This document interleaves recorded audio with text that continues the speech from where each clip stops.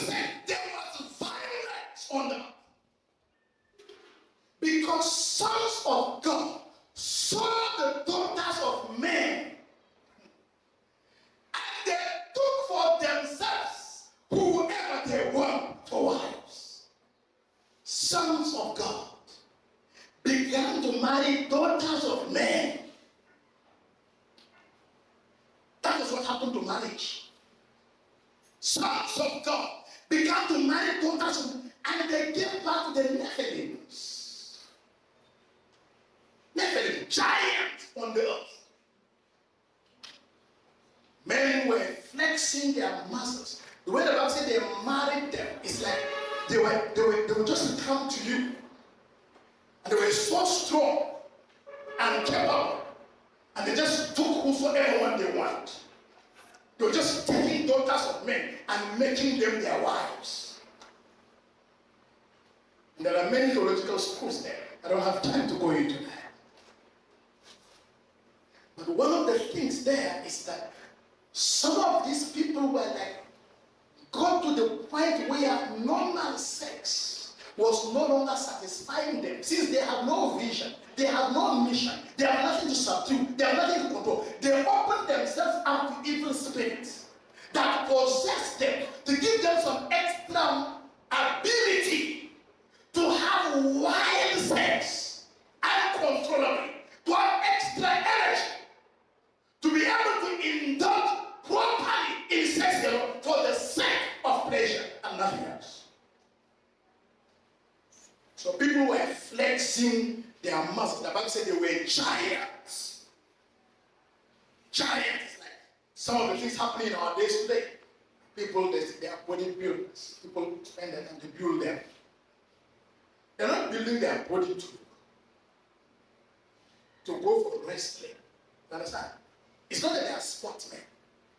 They are building their bodies to take photo without clothes and post it online.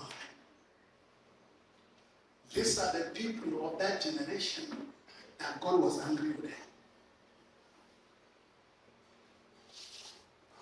Building their bodies to post it online, to be able to, if they could seduce some women with it. And the ladies also, it's not that they are left out of this. They are okay. What do these crazy fellows want actually? Well, what they want is they want this big, they want that big. We can't make artificial money. I remember I was in Uganda some time back, one lady was sharing with us that a lady has won something they call a hip. You know that thing? I know you know. She has won something they call hip. So they were in praise and worship. And the praise has gone well. So as if her thing was, when tell me, this thing I'm not understanding. Why is it very low like this? So they discovered that it is not original, it is something she got from marketing. Somebody said, my sister, your boat is falling. So she cut it and pulled it out. But that is just like what has happened to our world. People are spending time to create things on their bodies, not for the purpose of either reproduction or subduing or bringing glory to God or treatment, but just to appeal to a sex partner, to market themselves. That is the purpose. What a generation. And you spend a lot of your time watching those things. No wonder your prayer life has gone. You can't pray anymore. You hate yourself now. You don't like yourself. What kind of woman am I? Straight like this. What is wrong with me? Who told you what is wrong with you? There's nothing wrong with you. What is wrong with you is what you are watching. Because you have already been given wisdom from above. There is wisdom from above.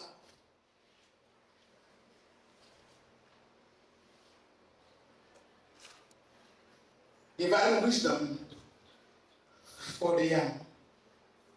So we saw in those days, they were so corrupt because of they have 100, they have 800 years, 700 years, 900 years.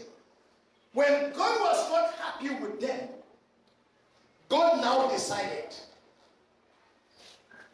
in that chapter 6 that now I'm reducing the age of man from 800 years, 900 years to 120. Maximum. God said, we will be working on this now to reduce the age because we give them time on earth and all they do, get married, have sex, have children, eat and die. Get married, have sex, have children, eat and die. That was the pattern. God said, I did not create you to be like the animals. You belong to me. But since you have nothing important to do with your life, I now reduce your years from 900. I am bringing it down to 100. It's like from a millennium, their lives were brought down to a centenary. Think about if they have been doing what is right. Think about the people that would have been with us today in the world. Just try to reflect about it. And say, so let's say, bring back 700 years, 800 years, 900 years. Who would have been here? You know, South Sudanese are the best when it comes to. I truly believe that South Sudanese are Bible people, Sudanese, general, Kush and all these things. These are truly Bible people. You see the narrative. How people can narrate to you. Huh? Their grandfather and the grandfather of the grandfather. And when one brother was narrating to me, of course I was not understanding everything he was saying, but he understands. He reached a point where he said, okay, and you are seeing these guys from northern Baltazar? I said, yes. And we from Warab, I said, we meet in a tree. I said, where did you meet? He said, in a tree. So we are actually the same people. My mind was like, so you go back and go back, then you go and meet in a tree, or meet in a river, or meet in something. If to say we are living 900, I hope you know, those trees were actually some people. Some of these people would have been here because they are narrating something up to like, I think some of them narrate up to 400 years back. I can't even narrate 200 years. I don't know who was there 200 years ago. Truly, I don't. But some of the South Sudanese can narrate up to, I think up to 7 to 8 generations. They can go back up to 7 generations, 8 generations. Great grandparent. They know it. So, if to say we have been living right, some of those people would have been around. We would have seen them, the story we had about them. But because man lost focus and purpose, God reduced his age. But not only that. When God reduces age for 2 reasons. 2 reasons. Wickedness of man. And it was manifesting in 2 things. Number 1, violence. Number 2, anyhow marriage and sex. Violence was on the earth. Violence. People were violent, hurting one another, punching one another, mistreating one another. And God said, okay, now I am not only reducing the age, I will actually wipe them out of the flood. So it was there, after God made the decision, after he reduced their age, he said, even 120, this particular one, they are still very bad. Let me just finish them and start afresh. So by the time we are coming to chapter 7, God has killed man and beast. Only 8 people survived.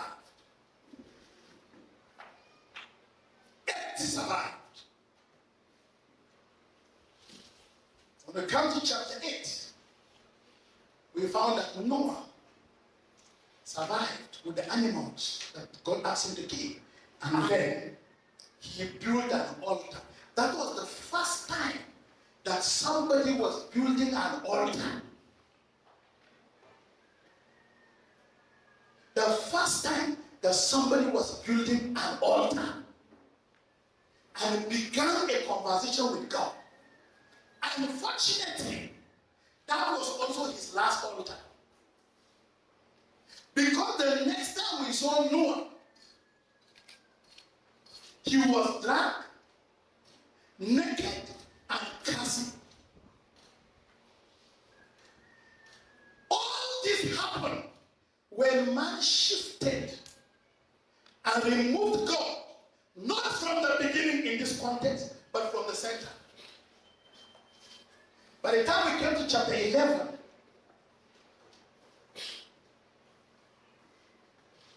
we come to chapter 10, chapter 10 first. They narrated to us some of the things that happened. In chapter 9, Noah was drunk. In chapter 10, we came to the place where they gave us the age of people again.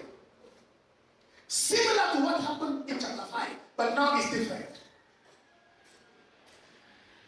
It's different now. You see, age of people now have come to 100 and something. 200, 500, 300, 200, 100 and something. By the time we came to chapter 10, chapter 11, they have rebelled again against God. Because God gave them another chance in chapter 9. They rebelled against God again, and they wanted to build Tower Babel. God scattered them. Chapter 12, God found Abraham, and Abraham built many altars, and that was a relationship. I will end with chapter 18, and I draw the lesson as we pray. Chapter 18, you will see God again. After he destroyed them with flood, and God swear, God said, I will never do this again. In chapter 18 and 19, God was telling Abraham in chapter 18 that I want to destroy the people of Sodom and Gomorrah. He did not destroy them with water because God said, I will not destroy them with water again. What did he destroy them with? He destroyed them with what? Fire. God destroyed them with fire. Let me tell you something. All these things were hanging around man, removing God from the center and putting himself there, putting his needs there, his wants there. When you remove God from the center, that is the beginning of darkness in your life.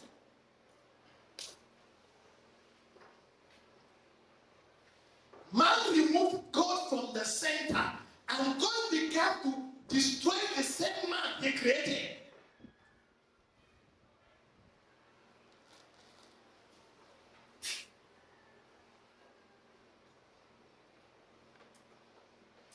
Do you know that by the time we came to David, in 1 Kings chapter 1, by the time we came to David,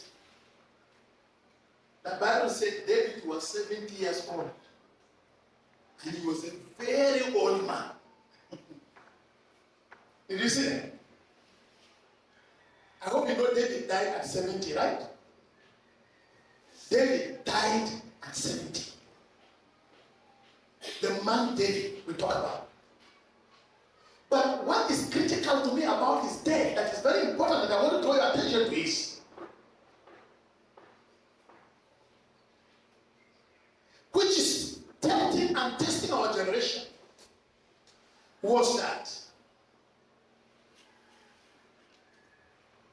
how can David be 70 years old and be very old? That was the question I was asking myself. Because when we, even after many years after David, like 1,000 years after David, we came and found people in the Bible who are in their 90s. We found people like Simeon, people like Anna the prophetess. They were far older. Why was David 70 and the Bible said he was very old?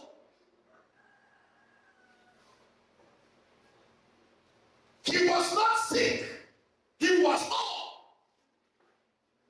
So old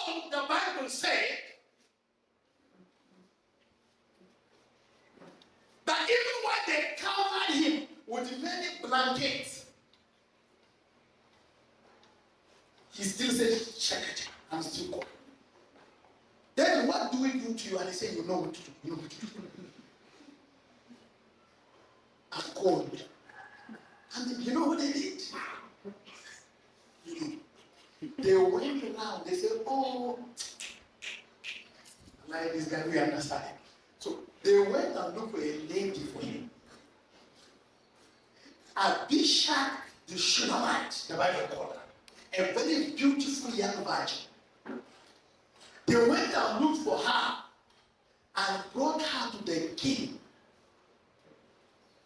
Since blanket cannot walk, that Abishag should be warming him.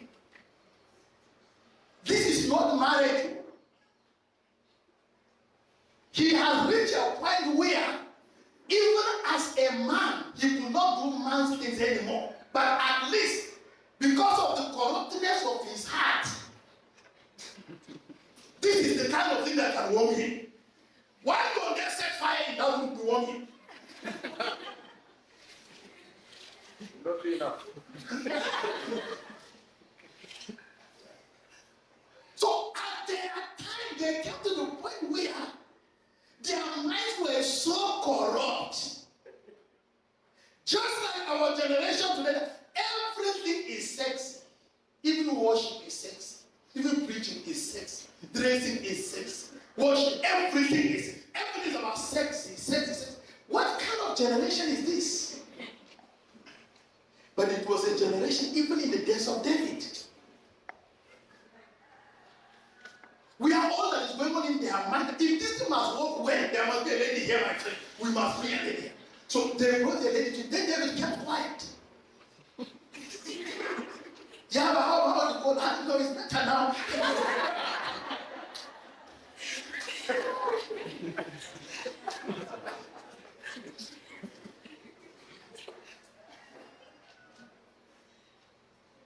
Corruption came into the world from that time.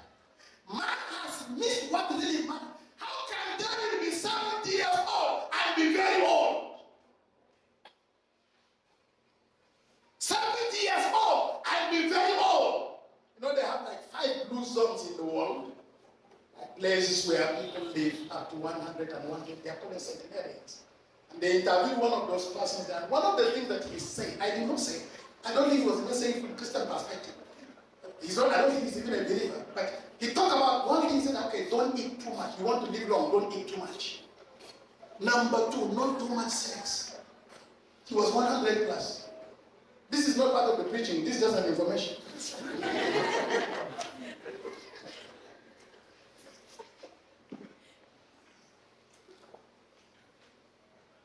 Praise the Lord. Too much is too much. There are problems that there was that God said, don't eat this in the garden. Said, this one that you said we should not eat. Is not we read actually. So, do you know that first, when God gave them food to eat, He told them, eat the grass, eat the seeds, eat the fruit. And He said that to the animals, eat the grass. But when we come to chapter 9, something was added to the menu. God now told them, eat the animals, just like when you're eating the fruit. Since what you want to do is eat, so eat the animals. So the animals were added to their food. But the one we have got had, I think God also went to the animals. How do you understand? So you also, when you get chance,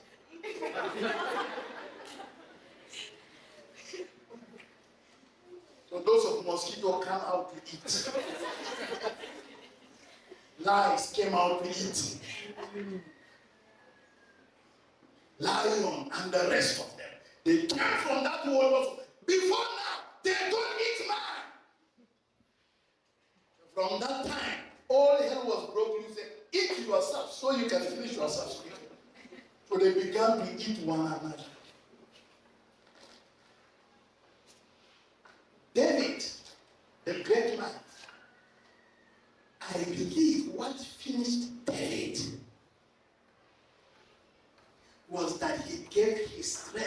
to sex. If you look at his behavior, how he took Abigail, the wife of Nabal. You still remember that? You know, in that time, marriage was, if somebody dies, it's just like what is in some of our culture. Some of the people are Bible people, truly. True. When somebody dies, if your brother died, you take over the wife and you produce children in the name of the late. And you have to be, it's your brother. You take the wife of your brother. David was not a relative of Nabal. And then he just had the news that Nabal has died. Then he said his bodyguard, go and bring Abigail, let her come and but you are not his next of kin now. He said, I'm the one talking. He's the commander talking. So he took the wife of Nabal, he was not the next of kin. Let's look at it. God has to be at the center. The moment we remove God, the next time, it's like whatever they saw with their eyes, they don't control themselves. Marriage, sex, is destroying people. What was the big thing that brought down, we can say, the kingdom under David? It was when he saw Bathsheba, the wife of Uriah, taking birth. That was the most bold, bad, courageous movement you can see in the Bible. David was on top of his building, and he saw Bathsheba was taking birth in her house. Maybe it's something similar to our place here, where you have a place of birth, you just cover it, but there's no roof on it. So him being a rich person and a king, he was having storage building. So he was moving on top of the roof. And then he saw the woman taking bath. What are you supposed to do as a man of God? When you saw her, what are you supposed to do? You mean you don't know what you're supposed to do? I will start telling you what you're supposed to do. Close your eyes and turn it to God. Open it from the other direction. Yes. And the case of David, he said, wow. What a beauty. You know he's a singer. What a beauty.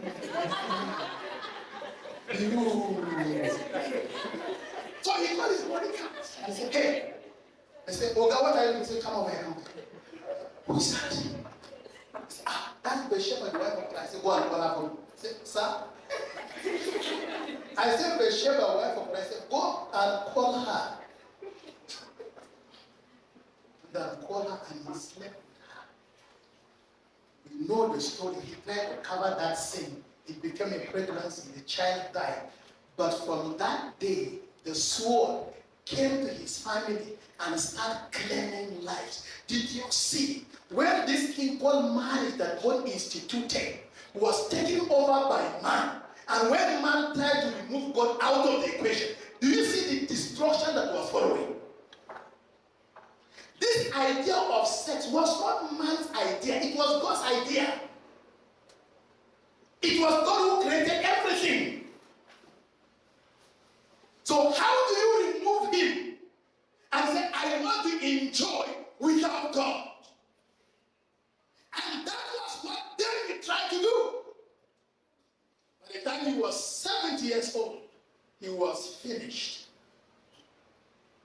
Completely finished. Then he warned his son Solomon. Before he will die, he called Solomon. And he said, and thou, Solomon, my son, I did something I'm not proud of. I'm not happy with my life. And thou, Solomon, my son, know thou the God of thy father,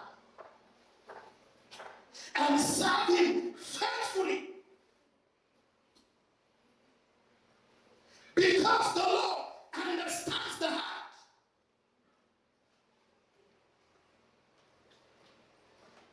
Say, if you do, he will be with you. If you don't, he will forsake. That's 1 Chronicles 28 verse 9. 1 Chronicles 28 verse 9. And then he said, now Solomon. If you read verse 19 also to 20, he now said, now Solomon, as I am going, I'm not allowed to build, but there is something that God wrote. There is something written that we are going to build a temple. This is how the temple should be built. So I want you to build a temple. I said that there is everything for you to build a temple, and God, pay attention to this, and God will be with you until you have finished. Until you have finished. And Solomon said, yes, sir. I will focus on the temple. And the Lord will be with you. He said, good. So David died. As soon as David died, Adonijah, the older brother from another woman, actually wanted to become king, and he lost it. I want you to follow this closely. He wanted to become king, and then he lost it because when he was there, Prophet Nathan, and then Bathsheba came to David, and then eventually they made Solomon king. So when they made him king, people like the priest Abiathar and people like Joab who were with him, they scattered. So Adonijah came back home, and he went and held the horn of the altar. When Solomon was made king, he went and held the horn of the altar. And when he held the horn of the altar, Solomon was told that Adonijah is holding the horn of the altar. And Solomon said, go and tell him to go to his house. Nothing will happen to him. He's free. Let him just behave himself well. Nothing will happen to him. I will not kill him as a king. So Adonijah went to his house. But that was not only that. Adonijah came to Bathsheba, the mother of Solomon, and told her, please, beg Solomon, my brother. You know I was supposed to be the king, but it was from God, now he's the king. So beg him, let him give me Abishag, the Shunammite, to be my wife.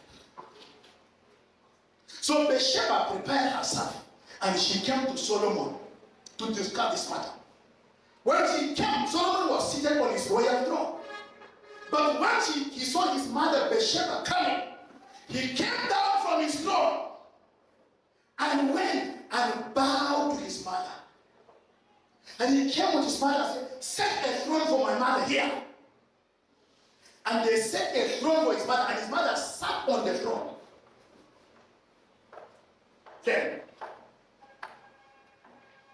and Bathsheba now said, my son, I have a request to make. Please don't refuse. And said, oh, my mother, ask anything. It shall be given you. Ask anything. Then she said, please give Abishag, the Shunammite, to your brother Adonijah to become his wife. Solomon said, huh? Why don't you? This is not how he wanted to respond to him, but this is from the anger from his side. Why don't you ask the kingdom for him? He's my older brother. Let him take the kingdom to Solomon. Abishag, yeah, is more important than the kingdom. In his heart, he has already married her. So she was not aware. So he now said there, he said, I swear to God, if Adonijah has not spoken that for his death, today, Adonijah shall be put to death. And he called Benaiah, the chief of staff, and said, go and kill Adonijah now. They went and they killed Adonijah. I don't know how his mother left that room. She must have escaped because this thing was very bad. She came to ask for a wife for her stepson her own son, send somebody in her presence and say, go and kill him now. That was that thing that David did. Judgment is still following the family. Whenever you discard wisdom, David slept with the wife of Uriah. And then he used the enemies of Israel under the leadership of Joab and killed Uriah. Then he took the wife of Uriah and became his wife. The Bible said that the sword shall never depart from the family. Look at how lives are being wasted now because of this same thing called sex or woman or marriage.